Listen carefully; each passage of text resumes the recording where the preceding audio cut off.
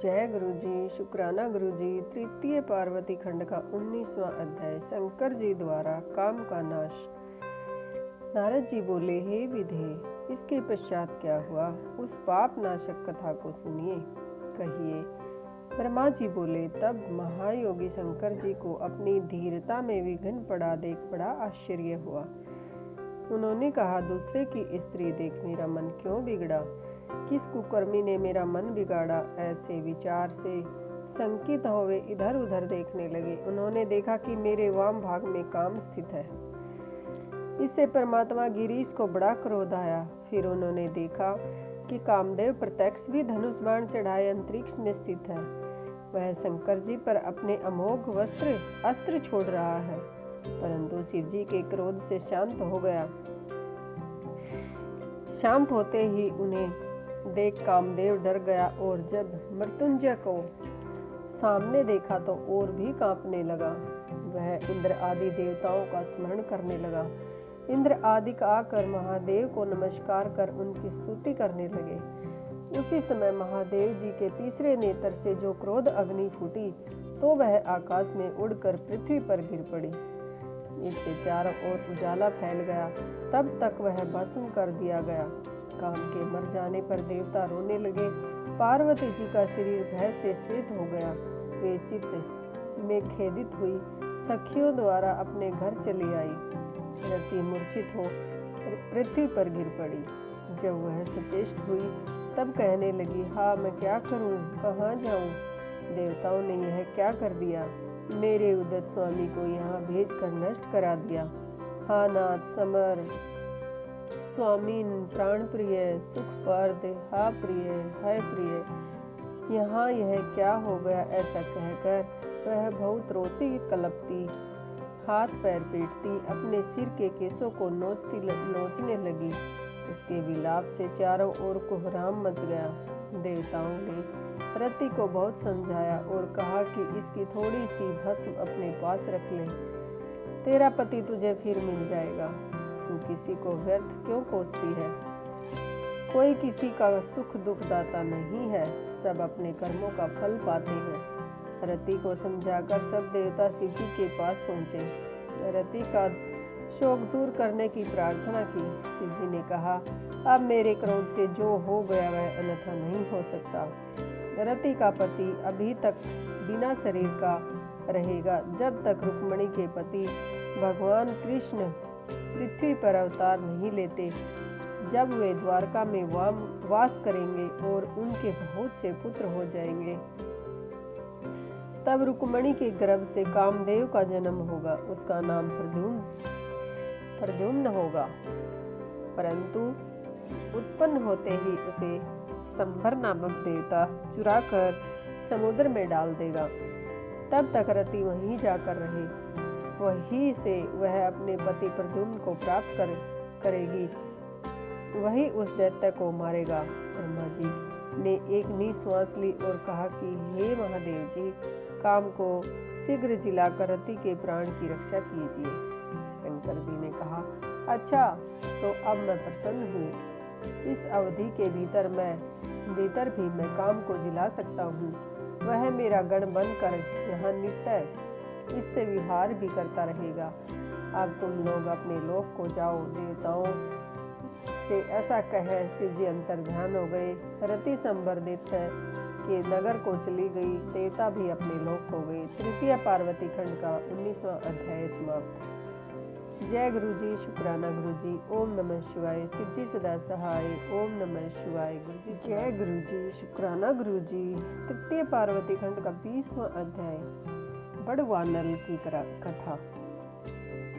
नारद जी बोले, हे ब्राह्मण, शिव जी के नेत्र से उत्पन्न अग्नि कहाँ गई? शिव जी के उस चरित्र को मुझे सुनाइए। ब्रह्मा जी बोले, शिव जी के तीसरे नेत्र की अग्नि से कामदेव को भस्म कर सारे संसार में हाहाकार मच गया। सब देवता और ऋषि मेरी शरण में आए। उस दुख को सुनाया और कहा कि निष्प्रयोजन की वह अग्नि संसार में सारे संसार को जला रही है। तब मैं उस अग्नि के पास गया। वह काम को जला अट्ठास करके जल रही थी।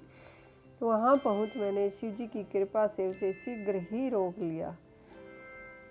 उस बड़वा को लेकर मैं समुद्र की ओर चला गया। मुझे जाते ही देख समुद्र ने दौड़कर मेरा स्वागत किया। मैंने सब कथा बतलाकर उससे उस अग्नि को अपने में तब तक स्थिर रखने की मंत्रणा दी जब तक प्रलय नहीं होता है। मैंने कहा कि हे समुद्र, उस समय मैं यहाँ आकर स्वयं ही वास करूँगा। तब तुम शंकर जी की इस क्रोध अग्नि को छोड़ देना। तब तक यह तुम्हें मर्यादित रखने के लिए तुम्हारे विशेष जल को पीता रहेगा, परंतु तुम इसे सावधानी से धारण किए रखना, नहीं तो यह हाथ नहीं आवेगा। समुद्र ने कहा, अच्छा, मेरे सिवाय से कोई धारण भी तो नहीं कर सकता, क्योंकि यह बड़वा शिव जी के क्रोध से उत्पन्न हुआ है। हे मुने, तब मैं अपने लोक को चला आया। समुद्र भी अपने में समाहित हो गया।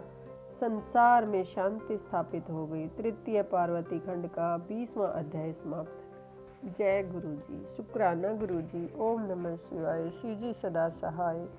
ओम नमः शिवाय। गुरु जी सदा सहाय। जय गुरु जी। शुक्राना गुरु जी। तृतीय पार्वती खंड का 21वां अध्याय। नारद उपदेश। नारद जी बोले, हे महाप्रज्ञ, यह तो आपने शंकर भगवान की बड़ी अद्भुत कथा सुनाई। इसके पश्चात क्या क्या हुआ? हे दयानिधि, आज वह सब चरित्र सुनाइए। ब्रह्मा जी बोले, हे तात, शिव जी के अंतर्धान होने से पार्वती जी को बड़ा दुख हुआ। वह शंकर जी के वियोग में रोती विलपती वहीं मूर्छित हो पृथ्वी पर गिर पड़ी। जब इसका समाचार हिमालय को मिला तो वह दौड़ते वहां पहुंचे और उसके आंसू पोंछ गोद में उठाकर घर ले आए। घर पर पिता सहित माता मैना और भाई मैनाक आदि पार्वती को बहुत समझाए, परंतु उन्हें शंकर के वियोग में किंचित प्रकार भी शांति प्राप्त न होती। वह कदापि शंकर को न भूलती। हे महामुनि, तब इंद्र ने हिमाचल पर्वत पर तुम्हें भेजा और तुम स्वेच्छाधारी शीघ्र ही वहां जा पहुंचे।